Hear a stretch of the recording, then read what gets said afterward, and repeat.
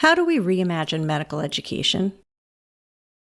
How can we bridge the gap between classroom learning and bedside care?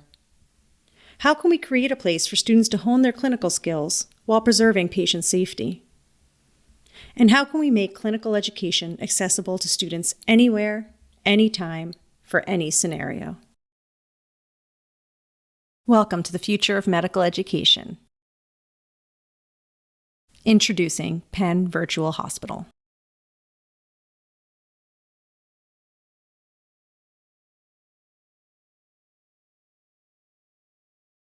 The Perelman School of Medicine Virtual Hospital really tries to bridge the gap between online learning and bedside care.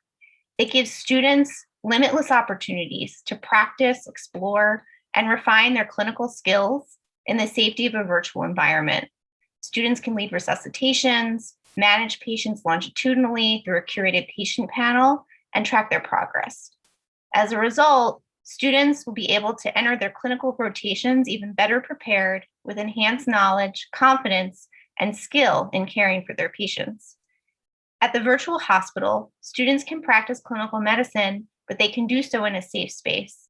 They can assert their autonomy, they can push the limits of their clinical decision-making, and they can receive feedback on their performance.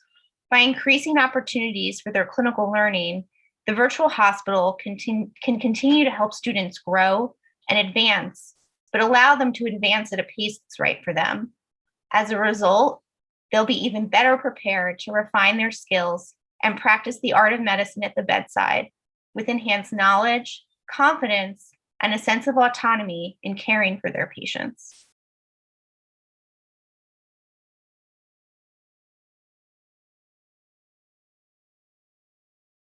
The virtual hospital integrates in-person and virtual experiences. Students log on to their personalized dashboard, where they can see pending tasks, log patient encounters, and access their virtual patient panel. With the virtual patient panel, students can interact and manage virtual patients longitudinally throughout their medical school experience.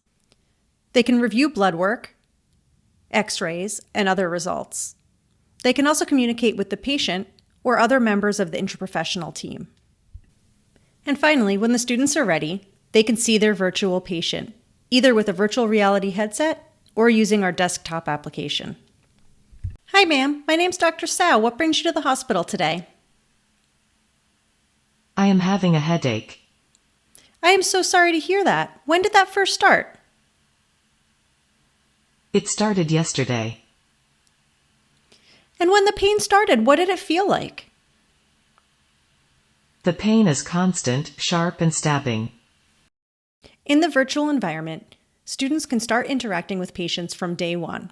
For example, our MS1s this year worked in interprofessional teams with pharmacy students and nursing students to enter our virtual room of horrors.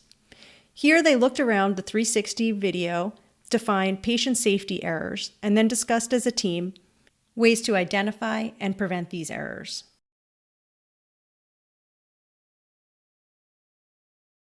Okay. I'm Ray Gerard. I'm an Associate Clerkship Director and Thoracic Surgeon at Penn Medicine, and we're very excited to include virtual cases for medical students into the curriculum to supplement their clinical work on the ward, in the OR, and in the clinics. It's really a leap forward in medical education to have medical students go through a patient encounter and develop a differential diagnosis and really at their own pace get feedback and practice and then come back to the ward and apply their knowledge to their daily patient encounters in real life.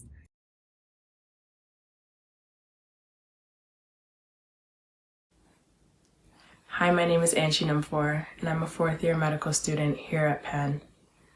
I'm currently applying into emergency medicine, and hopefully I'll be starting residency this summer. I got the opportunity to try out the VR, the virtual learning curriculum, to try out case-based learning, all online. My experience was just super exciting and very positive. And I just thought it was really cool. because it's a great opportunity to learn how to do these skills before you're put out into the hospital, the real world, to actually have to do them. I think a lot of times with medical education, like we learn things in the textbooks, or we have like some case-based learning in the classroom, and sometimes that leads to like our peers or like our teachers maybe kind of prompting us or hinting us in the right direction. And then when you get into the hospital, like you're on your own when you walk into the room with the patient. And it's a really like controlled, safe environment to kind of just figure out how you ask questions, to get the awkwardness out.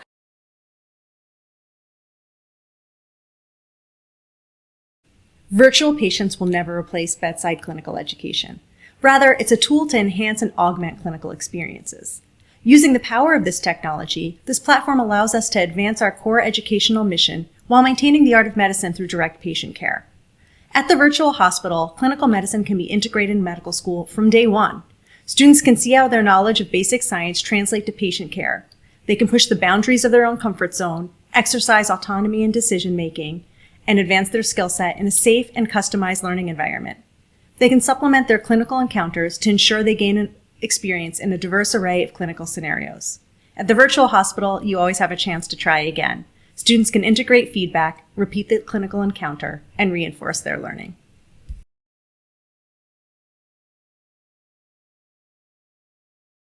Right now, I'd like to share with you some of the work that we've been able to accomplish over the last few years in building the virtual hospital and our virtual reality curriculum here at Penn Medicine. During the first year of our work on this virtual reality curriculum, we were able to create cases across the pre-clerkship, clerkship, and elective curricula for students from MS1 through MS4. We created modules in microbiology, the Intro to Clinical Medicine course, as well as the Pulmonary Pathophysiology course. We also created virtual reality experiences across several core clerkships, including pediatrics, emergency medicine, internal medicine, and a combined stroke case for our emergency medicine and neurology clerkship students. And then we also created several virtual reality cases during the transition to internship boot camp for our graduating fourth years heading into internal medicine training programs. This is the timeline for our projected future project launches. Beginning in fall of 2021, we launched several things, including preclinical videos for our differential diagnosis course. And we also did an interprofessional education simulation for a room of horrors experience around patient safety and patient safety issues for students here at the medical school, as well as the Philadelphia College of Sciences School of Pharmacy, and our School of Nursing here at Penn. We've been working throughout the fall and now into the winter on building the pilot version of the virtual hospital. And we are also launching additional clerkship cases in virtual reality that then will be embedded into the larger virtual hospital platform that we're working on. Here's a summary of the different upcoming and recent case launches. As I mentioned, we have this patient safety room of horrors that recreated a 3D rendering of a patient room to show different patient safety issues that were identified by our interprofessional learners. We launched cases again in our pre-clerkship curriculum in the differential diagnosis course. We've launched now a virtual reality case in all of our core clerkships, including most recent launches in family medicine, psychiatry, surgery, and obstetrics and gynecology. And then we've continued on with additional work in a patient safety intercession. And then we're planning to launch additional cases in the internal medicine transition bootcamp this spring, as well as for the palliative care intercession that's planned for this July.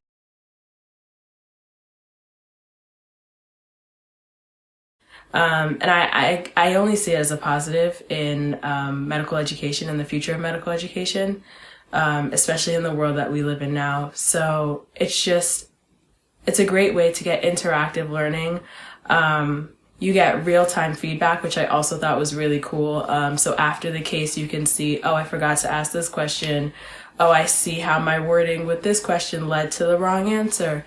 And you just get that like constant feedback, and then you can practice that with your peers. You can practice that in the cases that we already do in in the class, but you also have that safety, like if you want to go home, like, okay, I want to try out that surgery case again, you can do that.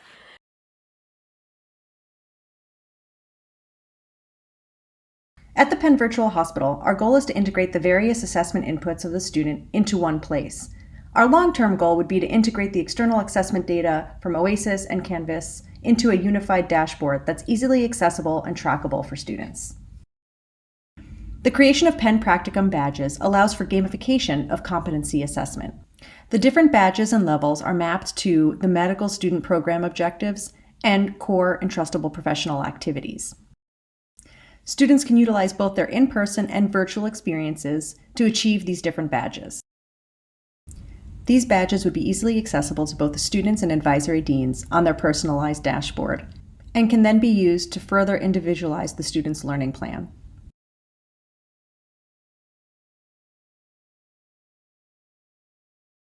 The virtual hospital at its core is a platform for providing students with a customizable, individualized learning experience during medical school. And that helps them work towards their goals, whether those are goals dictated by the requirements of a course or rotation, or whether those are the overarching core competencies of being a practicing physician that all students are trying to achieve to be ready to move on from medical school to further training in residency and beyond. Through these interactions with virtual patients and series of virtual cases, students can identify areas that need additional attention, and they can then build a learning plan that combines more virtual practice, perhaps returning back to some of their earlier material to solidify some medical knowledge, and real world experiences in order to bridge the gap from where they are now to where they need to be to meet those competencies and rotation and course goals. And that's something that's really new, and it's a paradigm shift from how we have been doing things. By providing this framework for self-assessment, for setting your own goals and getting feedback, constructing these learning plans, our virtual hospital empowers students to take ownership over their learning, and it makes that learning time much more valuable. And what it also does is it helps students and equips them to get more out of the experiences they have with their in-person mentors and supervisors and coaches, because the student will go in with a better sense of where am I on these core skills and knowledge, and they'll even have some ideas about how they get there. And so they have a much more productive and efficient experience with those types of coach and mentor figures throughout their training. And students are really looking for that. And that's something new. In the traditional system, educators were really limited in who they could provide these personalized learning experiences to.